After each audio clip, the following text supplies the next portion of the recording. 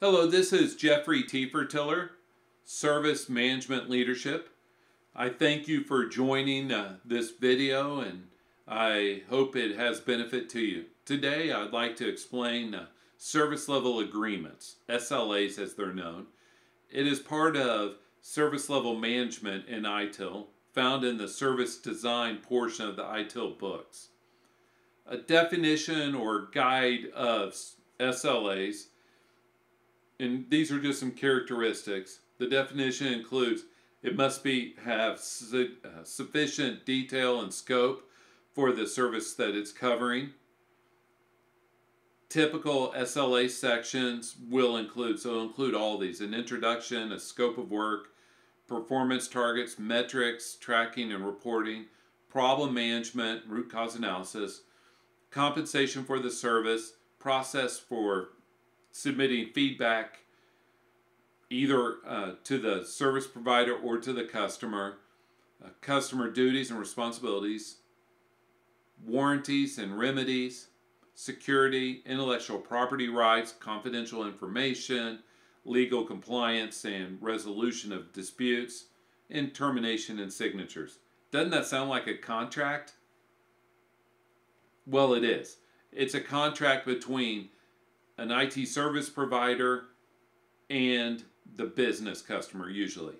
And so whenever we talk about service level agreement, service level management, let's take a step back. This is an agreement that provides a service. It's nothing more than that. And so all of these characteristics, all of this is revolving around the service.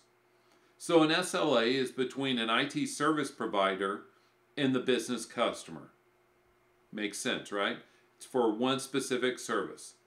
An OLA, an operating level agreement, or operation level agreement, you'll hear both, is between that same IT service provider and other IT service providers in support of that SLA for the business customer. Let me give you an example. If there's an application that is a service that is provided to human resources, HR, from the applications group or the IT service provider, there could be an OLA between that group and the infrastructure team, right? Just to provide infrastructure services to ensure that that SLA is met. You'll also see underpinning contracts. You'll see them called UCs, which allow the IT service provider to contract with a third party in support of that same SLA. Does this make sense? So you have an SLA, and then you could either have OLAs or underpinning contracts that support that SLA being met and make sure that the business customer is happy. BMC, which makes a tool called Remedy in the ITSM world. There's ServiceNow, BMC, Remedy, Sharewell, there's CA has a product, HP has a product, Microsoft, there's plenty of products. But BMC gives 5 suggestions for better SLAs. I think this is a good list, so bear with me. There should be separate SLAs created for each IT service that needs measured. Once again, there's SLA per service that IT offers. Number 2, an SLA must be quantitative and well researched and authoritative.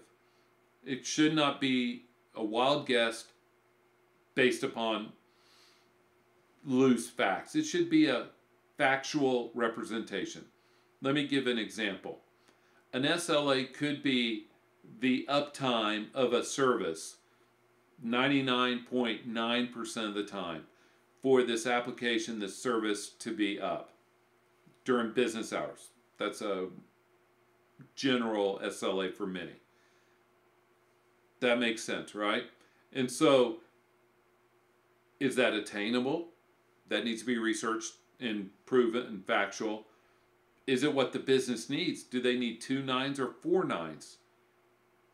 Or is the business willing to pay based upon those facts? All that must be quantitative and well researched.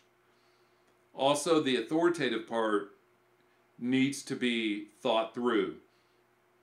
Once an SLA is written, you cannot be tinkering with it daily, weekly, monthly. We'll get to the review here in a second. But it must be authoritative and rule that agreement. Third, SLAs must be measurable. We like to use the acronym SMART. I know many are familiar with that. Stands for S, specific. So the SLA must be for a specific and service and detailed enough to define expectations for that service delivery. It needs to be measurable, the M in SMART. The SLA must be a way to track actual performance against the promised SLA. So there needs to be metrics and tools to measure that. The A for SMART is achievable. The SLA must be realistic and achievable for both parties. The R is relevant. An SLA must be directly related to the IT service being delivered. That kind of makes sense, right? Straightforward there.